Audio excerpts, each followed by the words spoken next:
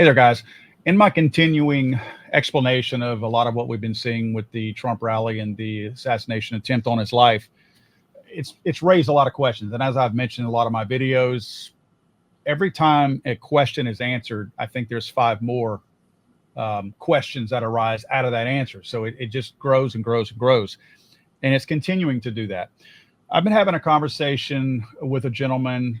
His name is John. We're going to use John for this call. There will not be any video on screen of him. However, we do have his audio, and he is with me right now. John is a degreed engineer with 30 years of professional experience. And John and I have had an offline conversation about some other possibilities. And let's just say that the other possibilities are certainly pointing to, and I do believe that there was more than one shooter at the site. And John, let's go through this presentation that you and I have been discussing and get your professional perspective and a little bit more data to help, let's just say, triangulate what has really been happening here and give some clarity to it. All right, so what we're going to do is we're going to go to your first slide. So if that's where you want to start, is that okay? Yes, that's fine. Let's start at the first slide. Okay, cool. It's on you. Okay, so in the first slide is one of the first images that I saw of the shooting of Trump. And this is from some news origin. And one of the things that we see is the orange square on top of the roof of the one-story building and its trajectory towards Trump's podium. And so I saw that, and I saw the images, as we see on the lower left picture, of the body of Crooks there. And so I thought that that was his shooting point. And so that's the information that I want to glean from that slide. And then he was taken out by a headshot from the Secret Service snipers. So that's the information that I gleaned from this first slide. When we move to the second slide, different news entities, for example, here, ABC News, they show the sniper in position. Note that the far right of that one-story building shooting at Trump. And so everything was matching up. But so not to cut you off, John, but where ABC is showing the positioning of the let's just say Crooks, because that's who they're making the assumption that is where Crooks was. Yes. Clearly, we've seen in other pictures that that's not where he was, at least once he had been deleted. So are they making that assumption, or what do you think they're making that assumption on as far as placement right there? Why do they show that instead of going off of the pictures that show where he actually is? I can't speak for that, why they put him there. And that's one of the things that is hard, for me to reconcile, is the position where they're putting him. So now we have two different news organizations putting him to the far right of the first floor window. And then I saw a image where his deceased body, and this image was from ABC News. It shows his body to the left of that one floor building. And so I had thought that the Secret Service had taken him out with a single shot to the head in the position they was shooting. So my question was, why were news organizations showing him to the far right on that one-story building? So what I did, the best that I could do with the tool set that I had available, is I started taking snapshots of Trump's speech to the point where I became very close to the moment in time before he was shot and the very moment that he was shot. And so I tried my best to capture the orientation of his head. Now, there are a couple of problems with me capturing it the way that I did, in that I don't know what the frame speed was of the original image taking the orientation of his head. And then you have the frame speed of the image that's showing that. And then there's some skew in, the different measurements. So what I did is I took 5 different measurements, and from those 5 different measurements, I drew lines and extrapolated from the orientation of Trump's head out to the unknown, out to the right. And so what I did is I dropped the line to the left, I dropped the line to the right, and I came to an average. When I came to an average, it pointed at the position that the news organizations were saying that Kurtz was in, not to the actual position where his body was discovered. So that confused me even more. And so I started looking for video to see, well, because the images I were looking at were just the Google Maps, where they really don't give you any elevation of the building. So given my lines were going to the position that the news organizations were placing him, I wanted to determine, well, what is below that, because certainly there can't be two shooters on that roof, one in the position where all the news organizations are putting him in, and then the other position where his body was found. And so we go to the next slide to again show that his body is indeed to the far right. And so then finally the slide number 6, where I have the white line and the yellow line. The white line represents the calculated trajectory that I could do from Crook's shooting position, which is where his dead body was. And as I drew the line to the left, I discovered from video from Sky News, helicopter video, that there's a second floor window that perfectly lines up with that trajectory. And not only is there a second floor window, but the video footage clearly shows that that second floor window is open. And so now if we go to slide number 7, you can see in that red dotted rectangle that window is open, and anyone can go to Sky News helicopter video showing Crook's body. And as the helicopter swings around, it's very clear to see that the window opens outward, and the glass and the frame of the glass are indeed opened outward. And so that kind of shocked me because common sense would say that you wouldn't want to leave an elevated window that's open with a clear line to a presidential candidate unsecured. And so that's what that is that's an elevated position, a second floor window with a direct line of sight of President Trump speaking at the podium. And the line just happens to line up directly to that open window. And so that was kind of disconcerting because, who would do that? Who would leave such a position open and unprotected? But apparently they did. And a quick side note on that, not that it would matter, but it seems, again, here we go with another coincidence that local police department also mentioned when the Secret Service director inadvertently and incorrectly stated that there were 2 sniper teams inside the lower building where Crook's body was found. She was corrected that she was wrong by local law enforcement, who said that those 2 sniper teams were actually in the adjacent building, which oddly enough is where that window is that you're talking about. Yes. And when I heard that, so if we go to the next slide, that's part of the Sky News helicopter sweep. As you can clearly see within that red triangle with the open window, you can see the frame of the window is open. So there's no question that that second floor window was open. So let's say that there was a counterterrorism sniper unit inside that. So we now know that Crooks was on that roof for 20 minutes. So they're sitting there inside of that window and they don't know that he's on that roof, or they're sitting inside that window and can hear people screaming, there's a guy with a gun, because those people right in front of that window, just a little bit to the right, there's a guy with a gun on the roof, and they don't look out to the window and see him on that roof. So if their explanation to try and cover why an unsecured elevated window facing directly in line of sight to Trump is that there was another sniper team in there, why didn't they react to Crooks being on that ceiling? On that roof. And so the next slide, so I saw the open one. I wanted to make sure that the logistics worked out. And so the next slide shows the scale of the first building that had Crooks' body on it to the second building. And so what I did is I took a measurement of how tall the first building was up to the roof line. And then I colored that same rectangle purple and I stacked them to show that indeed that second window, as you can see, the shadow on that window, it's definitely open. That window is elevated over that roof so that shots could go through it. And the one thing you can see is immediately to the right, there's a tree.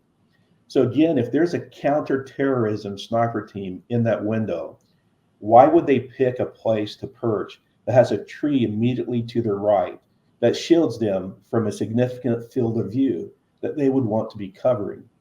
So it wouldn't make sense to me, but I'm a novice, that a sniper team would be in that window as a point of protection. But it certainly does concern me that that window was open and in a building that the Secret Service has described as unsecured. So if we go now to the next slide.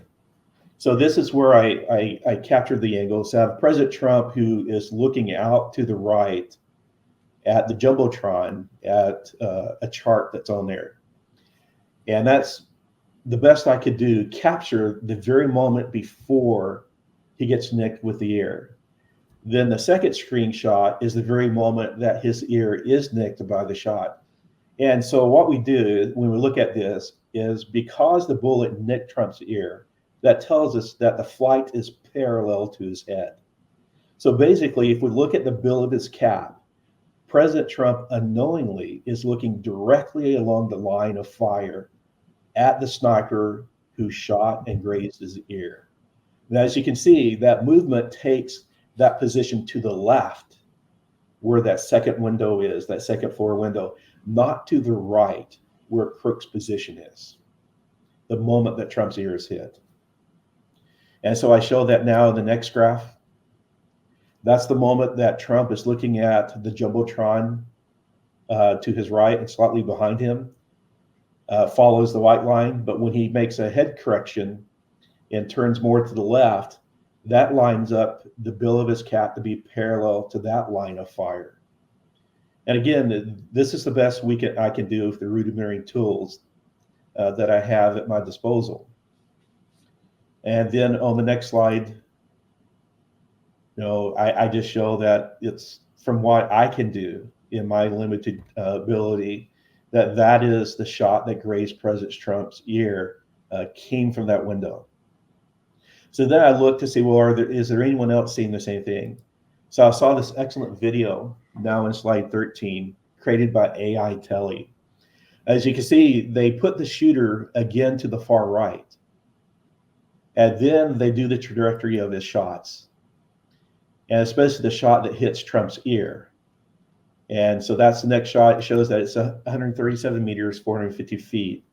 The window would be a little bit further behind that. And so then they show the perspective from the sniper in that position. And indeed, the tree that we saw in the earlier thing is to the right. It does not interfere with the line of sight to Trump's position. And so based upon the sniper being in that position with the calculations that they did, and again, that's the position that the other news media were putting the sniper at. You can see that at that angle, the bullet grazes Trump's ear because it's flying parallel to his head at that orientation.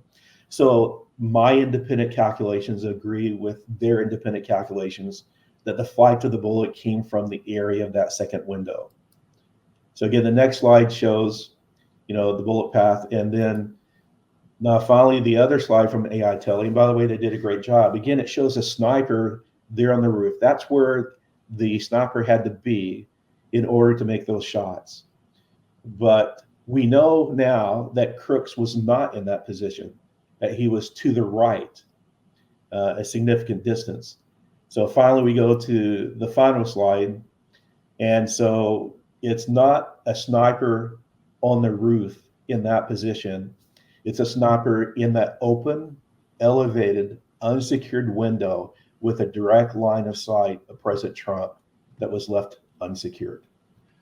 So quick question here. I know in our offline conversation, we discussed this, the distance roughly that you've calculated that the actual shot came from on top of that, not on top of the roof, but from the window. How far was that from actually where Crooks's body was? I don't have a distance in feet, but just from looking at it, it's 50 to 60 feet.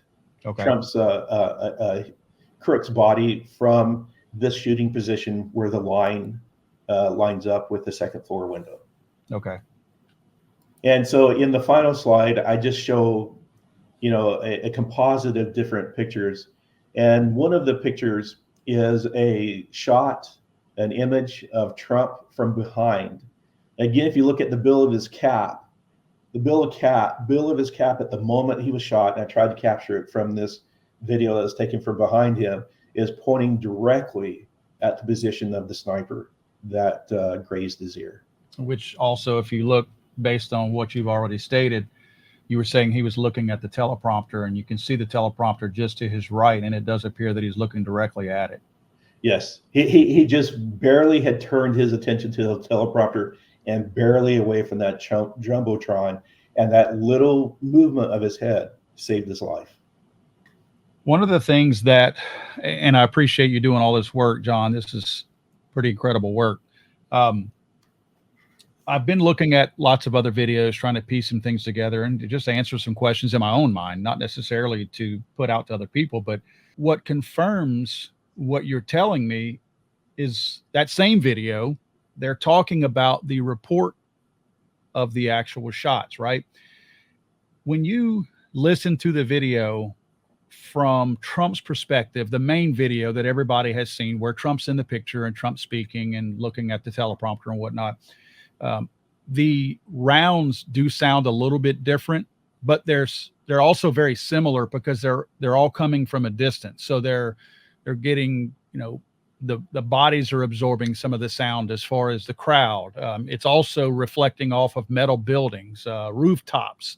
There's so much going on that's playing with the sounds as they come from a distance. However, there's a video that I looked at early this morning that lines up with what you're saying, because it's a video of this group of people who spotted that shooter just to the side of that building. The ones, we've seen the video 100 times now where, hey, he's got a gun, where people they saw the guys go up the building, they saw the guy on top of the building, and they've got pictures of the guy on top of the building.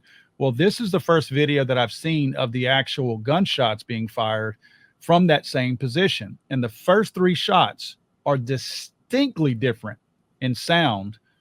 And I'll explain a little bit further. The other shots sound like either a smaller caliber or they're farther away than the first 3 shots.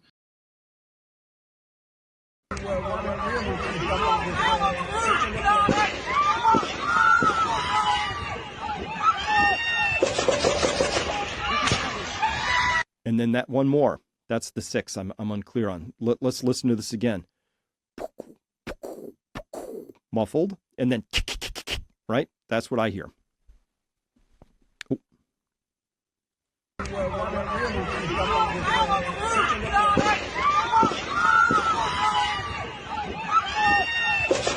I can tell you this, people are going to say, well, that was the sniper. Well, there's disparaging stories. First of all, they say the sniper shot 1 time. So the counter sniper fire should have only been 1 round, and that 1 round came much later after that first 8 or 9 shots. So they're saying that the first 8 or 9 shots were from crooks. But when you listen to this audio, and of course I'm going to be playing this, it's very obvious that not only are those first 3 rounds different, but even it almost makes you wonder if there's even a third gun, because there's a third different sound.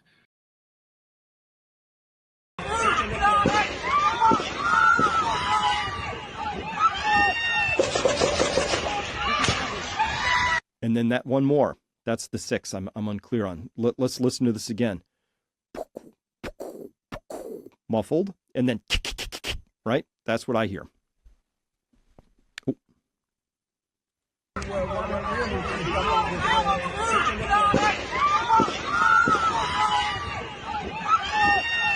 The reason why I will point out again that this, I feel like, backs up your claim that a shot was fired, at least some shots were fired inside a building, inside a window, is because the first 3 shots that we hear from the side of this building do not have an echo, which would indicate it being fired from inside a building, and the inside of the building would have captured all that sound, not allowing it to bounce off the walls and the rooftops and things of that nature. Where if you notice, the other reports that come out after the first 3 shots do have an echo. Here's an interesting thing. 1, 2, and 3, besides being muffled and further away, it doesn't have echoes. Here we have, this is a shot here, this one, this peak. Oh, darn it, I don't have my thing up again. Here we go. So this here is a shot. This is an echo. Very clearly an echo, and a shot in an echo, and a shot in an echo. So this is actually critical evidence, because you hear that, there's echoes coming off. So that also allows us, again, to analyze where was this gun. But first up, we just have an absolutely different sound between the first three. There's no echo. It's much further away. It's more muffled. It's just not in the same place at all. But these next ones, very different sound, totally different weapons. Okay, full stop. We have two separate weapons. Plus, we have no echoes coming off of the first three, and then we do have echoes coming off of the next set.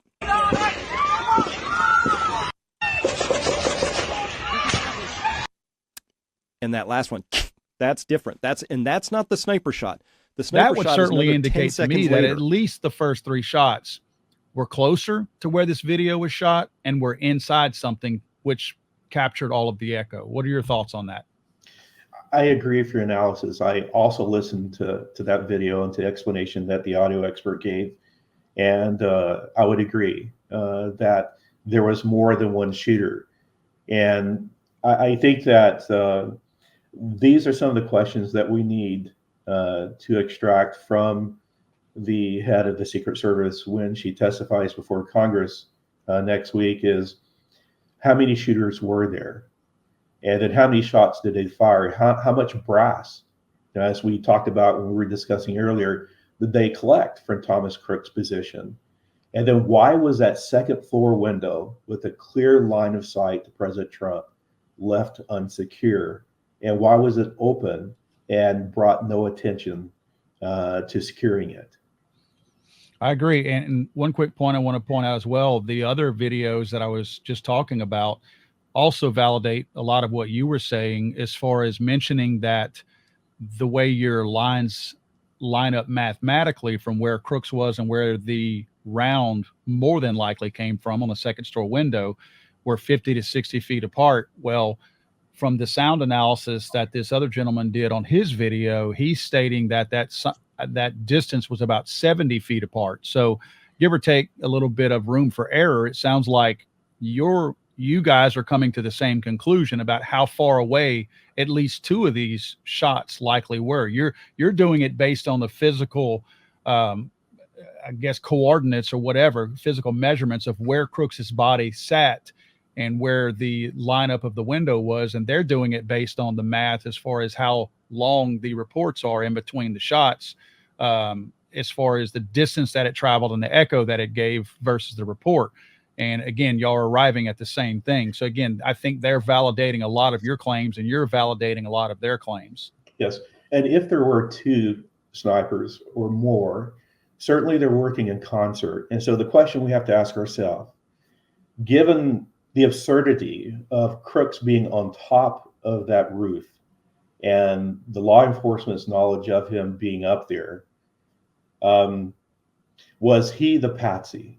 Was he the watch the moving hand while shots that were being done by someone with better marksmanship who's trained to make shots at that distance were shooting? Was Thomas Crook the cover for the person who had the best ability to take Trump out? Well, personally, my opinion is that, and this obviously is just my opinion, I have nothing to go on this other than the video that I've seen. With the video that we saw of Crooks meandering around in the field, I mean, just wandering around the field like somebody who had lost their car keys would be wandering around in a field. This guy, he was not being sneaky, quote unquote. He wasn't trying to evade anybody. He was literally wandering around in front of that building with not a care in the world. I don't think he was told the actual plan and how it was likely going to end that day, because he was certainly not scared of anything at that point. And the video, when I saw that video, that's the first thing I thought of, that, either this guy's drunk, high, or completely stupid, because the video is being shot from the perspective of inside the crowd. And you can see hundreds of people just sitting there looking at crooks. So he was certainly not trying to be elusive. Yes, and I believe he made a social media posting or had communicated with someone in by written text or something, where he said that that day was going to be his premiere. Right. Not his end, but his beginning. That's right. That's right. You and I talked a little bit about this earlier, and this is one thing that I feel like is a major missing piece. I don't know what kind of forensic investigation has actually taken place, but there have been questions, and of course, you're raising more questions about calibers, how many rounds. That's been discussed feverishly since this started. My comment now and has always been, when you are firing a round from a modern rifle, there's a casing that's housing the round and the gunpowder in it. That casing is probably landing 8 to 10 feet from wherever you shot your firearm. This guy was on a roof, Crooks. He was on a roof to the far right or left, depending on how you're looking at it. And he was farther to the top of that peak. If this guy had shot rounds, whether it was 3, whether it was 4, whether it was all 8 or 9, I don't think we would have to look very far as to count the number of rounds, mainly because everything would have ejected out of his ejection port to his right, which there was plenty of space, a good 50 to 80 feet of roof line still available where those casings would have fallen. And if one were to miraculously be able to roll all the way down that entire roof, they would obviously have fallen just to the bottom of that drip edge where that roof ended. So I'm a little perplexed that we don't have a handful of rifle casings that we can look at. I also wonder why we don't have a handful of rifle casings. And also those projectiles that were fired, you cannot tell me that these guys shrugged their shoulders in the investigation. And I bet that fairground is still closed off. You can't tell me that they shrugged their shoulders and walked off and said, not really worried about the projectiles. I guarantee you they have every projectile that was shot. So we should not be guessing about caliber and round count at this point. And that's another thing that is a red flag to me as to why we don't know those things. Because if this were a gang shooting in downtown DC or Detroit or something like that, we'd have all that information already. And the medical staff, if any rounds were still in somebody, would have told us what caliber as well. Agreed.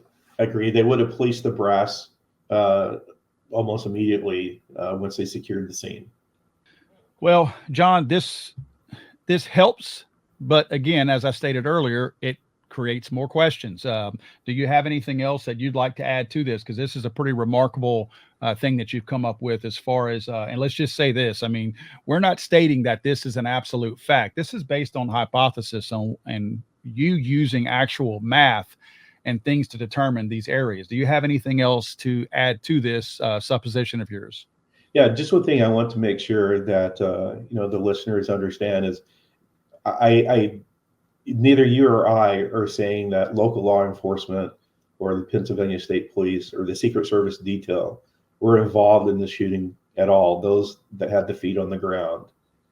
But someone made the decision to make that building to not be under the protection of the Secret Service and not to be secured.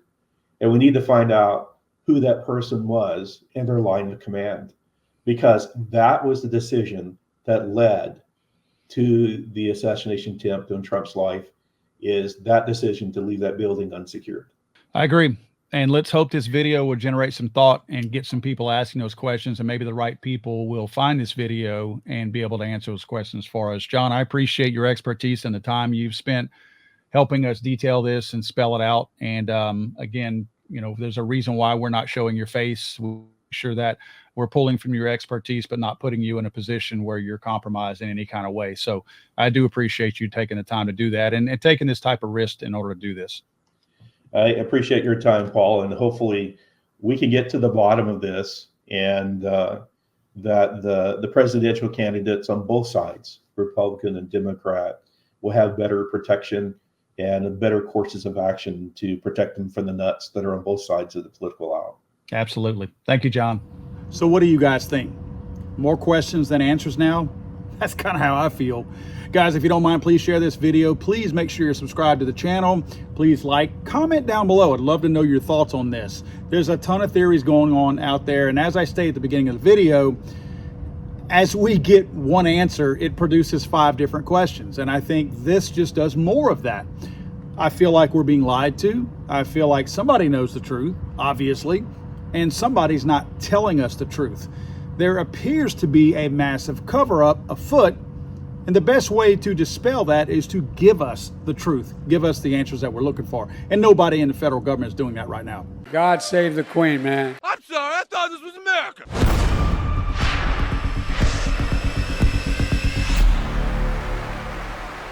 He's over.